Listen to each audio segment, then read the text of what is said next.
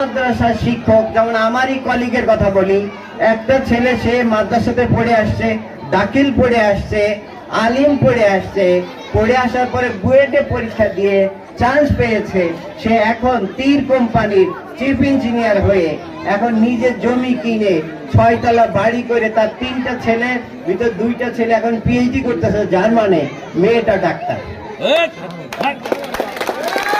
সে কোন শিক্ষকের কাছে পড়েছে? কোন শিক্ষকের কাছে পড়েছে? সেও মাদ্রাসা শিক্ষকের কাছেই পড়েছে এবং মাদ্রাসার তালিকাভুক্ত বই কিন্তু পড়েছে।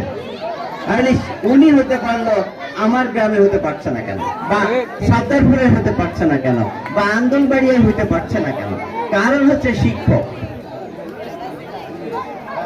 আজকে আমার ছাত্র আমি আজকে আমার ইউনিভার্সিটির টিচার বানাইতে পারতেছি না। গত 10টা ব্যাচের একটা শিক্ষক আমার ডিপার্টমেন্টে নাই। সব আমেরিকা, সব কানাডা, কারণ আমেরিকা এগুলো টেনে নিয়ে চলে যাচ্ছে। কিন্তু কুয়েটের কেন পারছে না? কুয়েটের ছেলে এখনো, আমি একদিন একটা লেকচার দিতে গিয়েছিলাম, ওরা এখনো আমাকে বলে যে স্যার আমাদের একটু চাকরির ব্যবস্থা করে দেন। আমার ছাত্র তো আমার কাছে বলে না, কারণ আমার ছাত্রের আমি যা শিখিয়েছি সে নিজেই এনাফ, তার চাকরি নিজে খুঁজে নেওয়ার জন্য।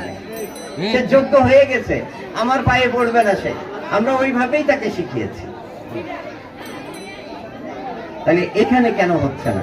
এই জন্য আপনাদেরকে রিকোয়েস্ট করব, টিচিং প্রফেশন কিন্তু ধনী হওয়ার জন্য না, ভালো জামা কাপড় পরার জন্য না, ভালো একটা বাড়ি করা।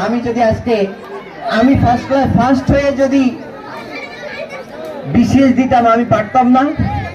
আমার 16 জন বন্ধু এখন এই মুহূর্তে সেক্রেটারি, 16 জন বন্ধু সেক্রেটারি, 4 জন ডিআইজি, তারা সবাই 100 কোটি টাকার মালিক।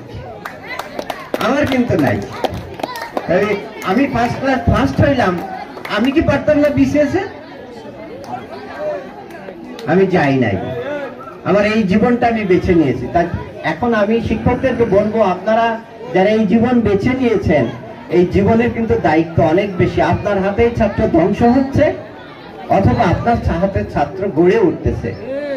আপনি যদি ভালো করে না পড়াইতে পারেন, ভালো করে না শিখাইতে পারেন, বাস্তবতার আলোকে যে জ্ঞান দিতে না পারেন, এরা কিন্তু আসলে নোলা শিক্ষিত হবে, এরা জীবনে কিছু করে খেতে পারবে না।